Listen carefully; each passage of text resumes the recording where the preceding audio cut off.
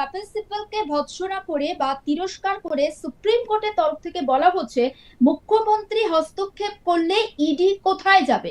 এই প্রশ্নটাও কিন্তু তুলেছে সুপ্রিম কোর্ট এবং বিচারপতি মিশ্রা তিনি প্রশ্ন করেছেন, মুখ্যমন্ত্রী যদি ইডির তদন্তে হস্তক্ষেপ করেন তবে আপনার মতে ইডির কি প্রতিকার চাওয়া উচিত। পাল্টা কিন্তু বিচারপতি মিশ্রা কপিল সিব্বলের দিকে এই প্রশ্নটা ছুড়ে দিয়েছেন।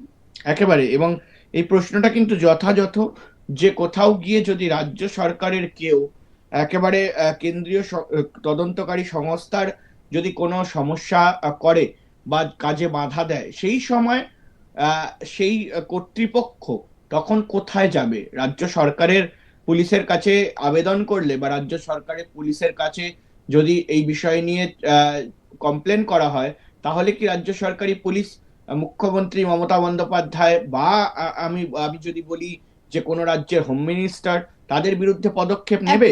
সেটাই কিন্তু এই মুহূর্তে সব থেকে বড় প্রশ্ন, এবং সেই প্রশ্নই কিন্তু সুপ্রিম কোর্ট একেবারে সরাসরি কপিল সিব্বল যখন সওয়াল জবাব করছিলেন তখন কিন্তু সরাসরি তিনি বলেছেন। আর শুধু তাই নয়, কপিল সিব্বল ভৎসনা করার পর অর্থাৎ সুপ্রিম কোর্ট কপিল সিব্বলকে ভৎসনা করার পর পাল্টা কাউন্টার করেছেন কপিল সিব্বল।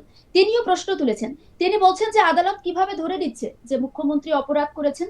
বিচারপতিদের উদ্দেশ্যে এটা কিন্তু কপিল সিব্বল বলেছেন এবং তিনি বলছেন যে আদালত কি তাহলে এখনই ধরে নিচ্ছে, দেশের শীর্ষ আদালত কি এতটাই কনফার্ম যে মুখ্যমন্ত্রী ওখানে গিয়েছেন এবং তিনি যে ডকুমেন্টস গুলো ওখান থেকে কালেক্ট করেছেন এটার জন্য তিনি কোনো অপরাধ করেছেন?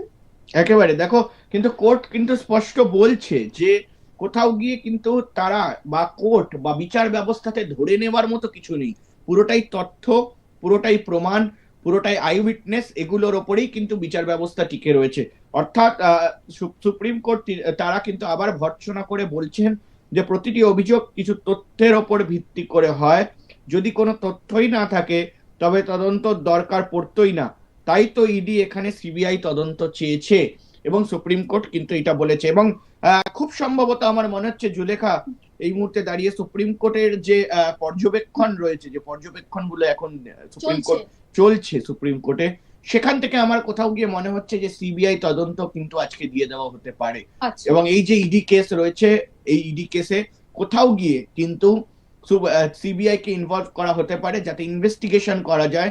এবং অত্যন্ত তাৎপর্যপূর্ণ এই মুহূর্তে এই সময়টা, কারণ ভোট ঘোষণা হয়ে গিয়েছে, মডেল কোড অফ কন্ডাক্ট লাগু, এবং এই সময় কিন্তু পুলিশ অর্থাৎ রাজ্য পুলিশ তারা কিন্তু একেবারে নিষ্ক্রিয় বলা যেতে পারে, পারমিশনের আন্ডারে রয়েছে একেবারে। এবং সে জায়গায় দাঁড়িয়ে যদি তদন্ত শুরু হয়, তদন্ত দায়ভার দেওয়া হয়, তাহলে কিন্তু স্পষ্টত কোথাও গিয়ে এই তদন্ত, আমি জানি না সুপ্রিম কোর্ট কি মনে করছে, কিন্তু ইডি বা সিবিআই এটা মনে করবে যে এই সময় কিন্তু কেন্দ্রীয় সংস্থা অর্থাৎ একেবারে স্বাধীন সংস্থা ইলেকশন কমিশন এবং তার পাশাপাশি কিন্তু মুখ্যমন্ত্রীও বলে দিয়েছেন যে এখানে কি লাগু করা হয়েছে না, এখানে রাষ্ট্রপতি শাসন লাগু করা হয়েছে।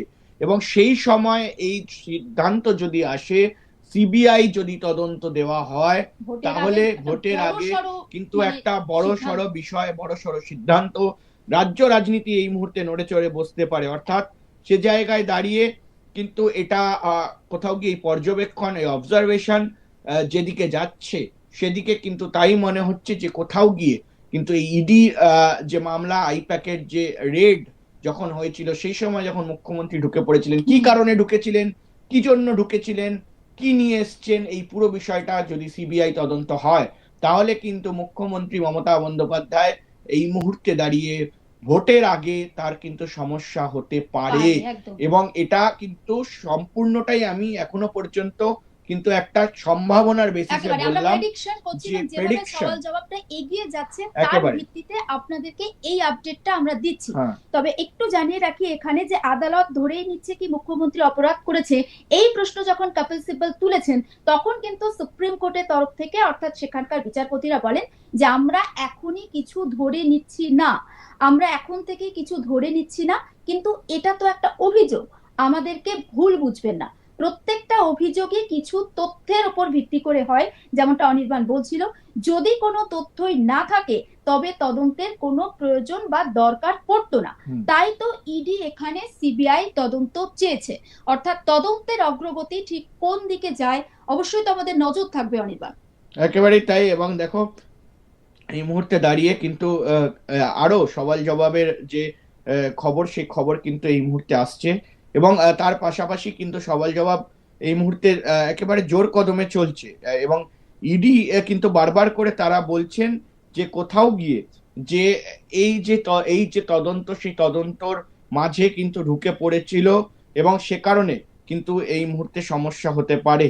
এবং তার পাশাপাশি কিন্তু একেবারে একদম তাই। এবারে যখন সুপ্রিম কোর্ট বলছে যে মুখ্যমন্ত্রী যদি ইডির তদন্তের মাঝে ঢুকে পড়েন তখন ইডি কি করবে, তখন কপিল সিব্বল তিনি বলছেন যে ইডির এখতিয়ারটা তাহলে কতটা সেটা তো আগে জানিয়ে দেওয়া উচিত ছিল।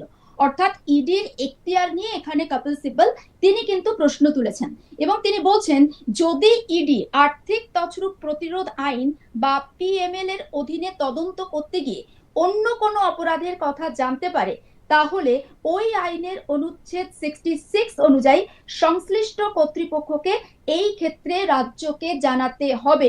একটু দর্শকদের মনে করিয়ে দিতে চাই, 8ই জানুয়ারি ইডি কিন্তু বেআইনি কয়লা পাচার মামলার তদন্ত করছিল এবং সেই তদন্ত করতে গিয়েই কিন্তু তারা আইপ্যাকের অফিসে গিয়েছিল, অর্থাৎ প্রতীক জৈনের লাউডন স্ট্রিটের বাড়িতে যায় এবং তারা সেক্টর 5-এ তার অফিসে যায়। আর সেই সময় মুখ্যমন্ত্রী মমতা বন্দ্যোপাধ্যায় খবর পেয়ে ঘটনাস্থলে যান। একেবারেই। এবং ঠিক তারপরেই কিন্তু এই যে পুরো ঘটনা, সেই ঘটনার পরিপ্রেক্ষিতে কিন্তু যে সুপ্রিম কোর্টে যে মামলা, সেই মামলা করা হয়, ইডির তরফ থেকে তোলা হয় এবং সরকারের তরফ থেকেও কিন্তু এটার প্রতিনিধিত্ব করা হচ্ছে। Solicitor general, additional solicitor general, তারা কিন্তু স্পষ্টত এই বিষয়টা নিয়ে কথা বলছেন। ফলে সে জায়গায় দাঁড়িয়ে একেবারে বলা যায় যে স্পষ্টত মুখ্যমন্ত্রী মমতা বন্দ্যোপাধ্যায় তার কিন্তু একটা কোথাও গিয়ে সমস্যা তৈরি হতে পারে এবং এটা পুরোটাই একটা স্পেকুলেটিভ আমি বলছি। কিন্তু সুপ্রিম কোর্টের যে অবজারভেশন রয়েছে এই মুহূর্তে দাঁড়িয়ে, সুপ্রিম কোর্ট যেভাবে অবজারভেশন দিচ্ছে, তদন্তে হস্তক্ষেপ মুখ্যমন্ত্রী কেন করলো, ইডি কার কাছে যাবে এবং ইডিকে জানাতে পারতো, এবং আইপ্যাক মামলায় ঠিক কি হতে পারে সেই নিয়ে কিন্তু এই মুহূর্তে একটা বলা যায় যে সংশয় তৈরি হচ্ছে। যে কপিল সিব্বল তিনি বারবার করে প্রশ্ন করছেন যে মুখ্যমন্ত্রী কি সত্যি দোষী, তিনি কি এই একেবারে নথি নিয়ে এসছেন, তিনি তদন্তে বাধা দিয়েছেন, এই প্রমাণটা তিনি বলছেন বারবার করে যে কিভাবে করবে। এবারে বলে রাখি যে এই ধরনের প্রশ্ন যদি এই মুহূর্তে রাজ্য সরকার বা আইপ্যাকের তরফ থেকে বা কপিল সিব্বল করেন, তাহলে কিন্তু সুপ্রিম কোর্ট কোথাও গিয়ে বারবার করে বলছেন যে প্রমাণ হয়তো সবকিছু আমরা দিতে পারবো না, কিন্তু কোথাও গিয়ে ইনভেস্টিগেশনের একটা অর্ডার কিন্তু দেওয়া হতে পারে এবং সেই ইনভেস্টিগেশনের অর্ডার দিলে তাহলে কিন্তু এবারে দেখো এই মুহূর্তে সুপ্রিম কোর্টকে কিন্তু যা খবর আসছে, সুপ্রিম কোর্ট